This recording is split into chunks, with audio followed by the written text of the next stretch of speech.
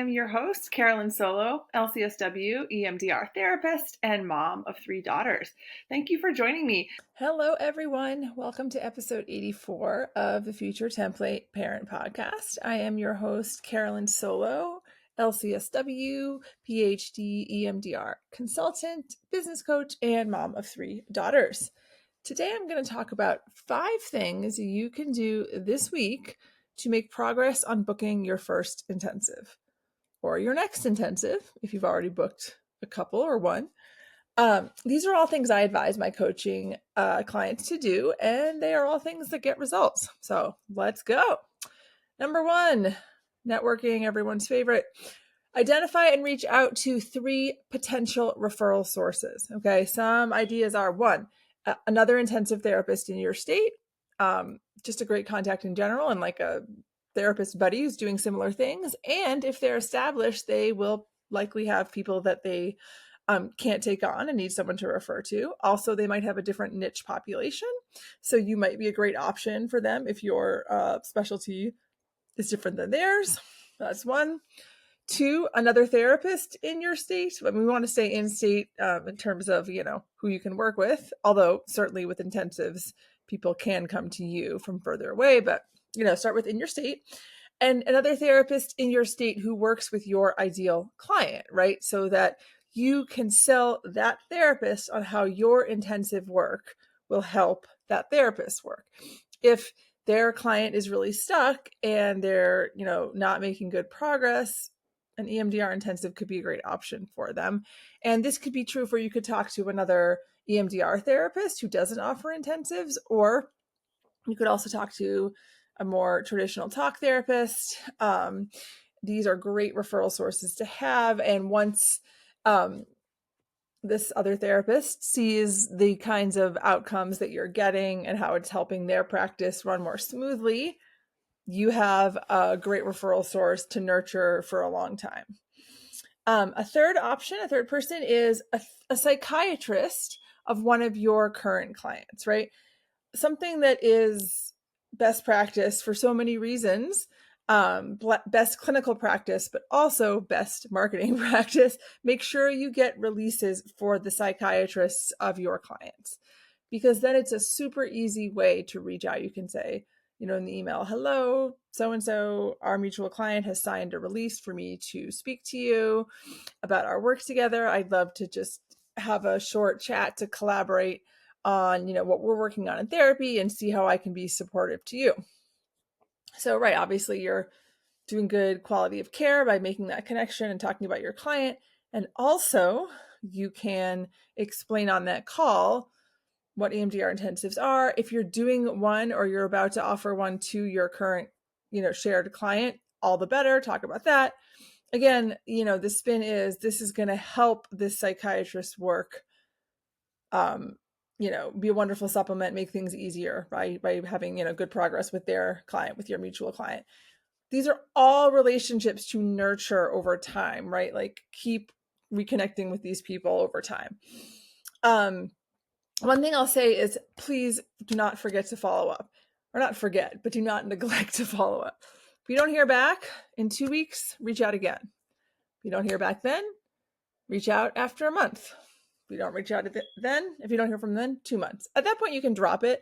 But I do think trying to reach out 3 times is a good amount to kind of remind them that you're there, but not be too persistent. I mean, I think email is absolutely fine. I think a lot of us don't, respond to phone calls very much. And so I think for like a first contact, an email is fine. If you feel comfortable doing a phone call, by all means do it. But I often do email and then just have sort of a few follow-ups before moving on to somebody else. So that's one thing. Second thing, talk to a couple of your current clients with whom you have a really good rapport, and start talking about potentially working at like doing an intensive with them. This is in some ways the easiest sell because they already know you, they already trust you. You guys are probably on the same page about places that they're stuck. And so you can talk to them about exactly what, an intensive could do for them. And this is always the way that I advise my coaching clients to start And, I have scripts within all of my coaching programs, whether it's one-on-one or in a group program, that tell you exactly what to say in all these situations, both talking to current clients and talking to referral sources, both therapists and psychiatrists and non-mental health providers alike. But yeah, your current clients are what I like to call your hot leads. They are the ones that you probably will be able to make the most inroads with most quickly. And so I would say choose the clients, one, that you think will have good intensive results, and two, that you have a good relationship with, because they're sort of more likely to be on board with this. So those are two things I would say. And just remember that it's not up to you to decide whether or not a client can afford an intensive. It's up to them to decide whether or not this is a good investment for them. Okay. So I think we often take away the autonomy of clients and potential clients by assuming from the get-go, this is too expensive, and kind of not offering it to them, or offering it to them at a bargain rate that we don't actually really want to charge. Let them make the decision. So just putting that out there. Okay, so that's two things. Third thing, write or update your intensives page web copy. If you don't have one yet, you by all means need to get on that and do that ASAP. If you have one and you feel like it's not really pulling anybody in, it's time to update it. One thing I'm going to say, I don't talk about SEO much in my coaching packages beyond giving people, names of others and resources that they can do some education for themselves on SEO, but I absolutely recommend doing a little SEO. I can give you a couple of tips, but that's not kind of my specialty area. So I often tell people, look for an SEO specialist. But you want to make sure you're including SEO stuff, obviously, but some things that you should have on your intensives page. And again, this is stuff that I talk about in detail in my coaching packages with coaching clients. If you don't already have a section on your website that talks about EMDR generally, kind of like in lay person's terms, make sure you have one of those, and link to it on your intensives page, so that if people are like, what even is EMDR, they can quickly go there. Certainly have some images, and not just like a pile of stones. Some people, maybe if you have pictures of your office, that's great. Make sure you're making the text readable, right? Chopping it up into just like a couple sentences at a time, not super long blocks. Nobody wants to read that. Your eye will just, glaze over it, and it's too overwhelming to read, so that won't happen. Make the font readable and have the font size be readable. Make sure you have at least 2 calls to action, getting people to book a call with you. And that button on your website should lead directly to your scheduling widget that allows them to book a free consult call. If you don't have one of those things linked to your EHR, I highly, highly recommend it. Reduce the barriers to booking that consult call and make it very easy. In section 1, you want to speak directly to your ideal client. Pull them in, hook them. Why is an intensive ideal for them? Okay, that's number 1. Section number 2, what is an EMDR intensive? You've already given them the place to go to find out what EMDR is, but now you say, what is an EMDR intensive? And you talk about why to choose it, right? Again, you're pitching to your ideal client with this. Try not to be too repetitive, but it's okay to, make sure the language that you're talking about with your ideal client is peppered in different places throughout the page. I think, one of the things everybody always worries about with niching down is, what if people come to my website and they don't see me talking about them and they think that they, can't work with me?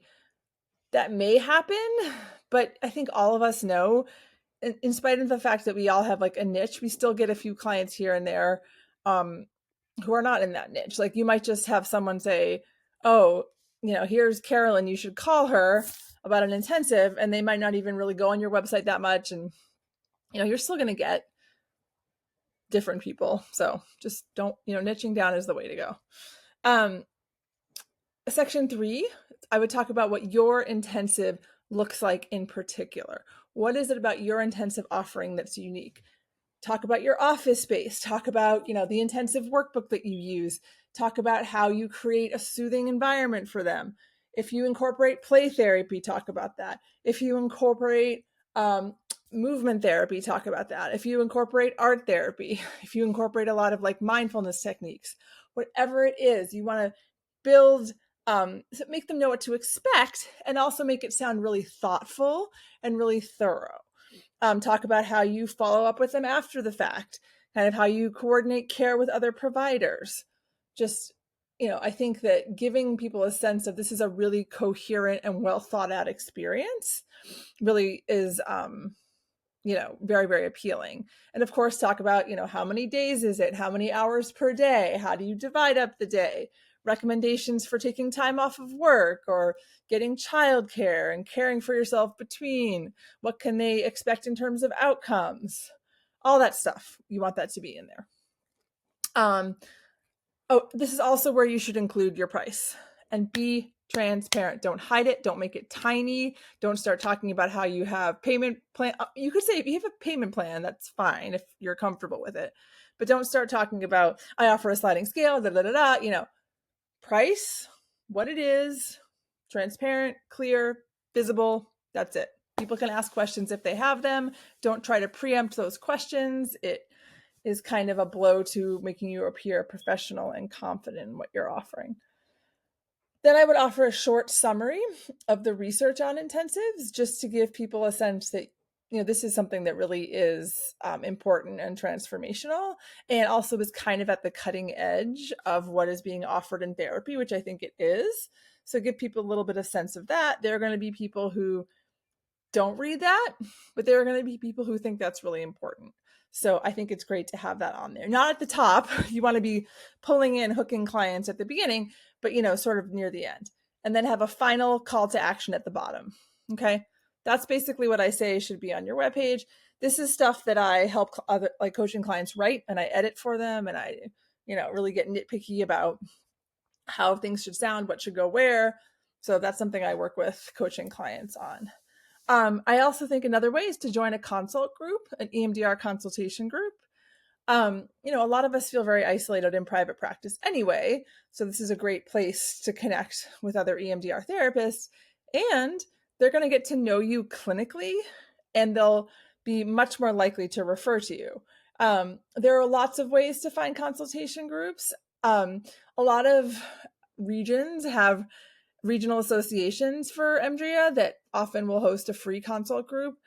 For many years, I was part of the Greater Philadelphia consult group that was through EMDRIA, that was run by a EMDR consultant, and it was 2 hours every third week of the month.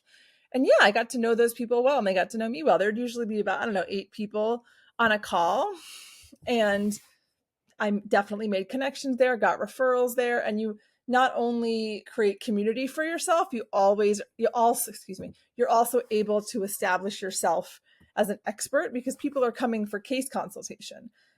So that's a great place to connect with others and get them to know about who you are as a therapist and about how you work intensively with clients. And then, of course, you can always reach out to a business coach like me to accelerate the process. Okay. This stuff can take time. This stuff can be really hard to stick to if you don't have someone saying, hey, have you done that thing you said you're going to do last week on the to-do list?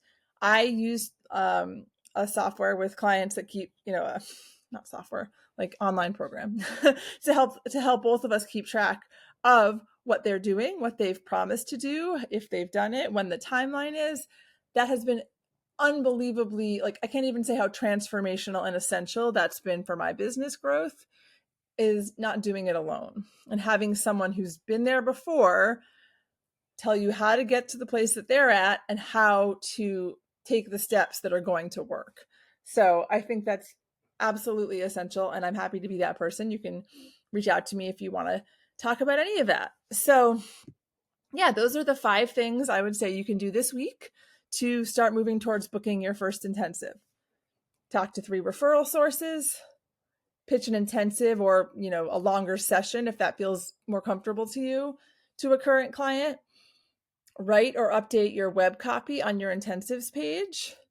Join a consultation group of other EMDR therapists, and connect with a business coach to get real intensive one-to-one tailored support. I hope those give you a place to start this week and that you can kind of get the ball rolling with some of these ideas. So reach out to me at Future Template Parent on Instagram. Let me know if this episode was helpful to you. I hope this is getting the wheels turning for you, making you realize this is not impossible. You can do this in 2025. Have a great week, everyone, and I will talk to you soon. Bye-bye.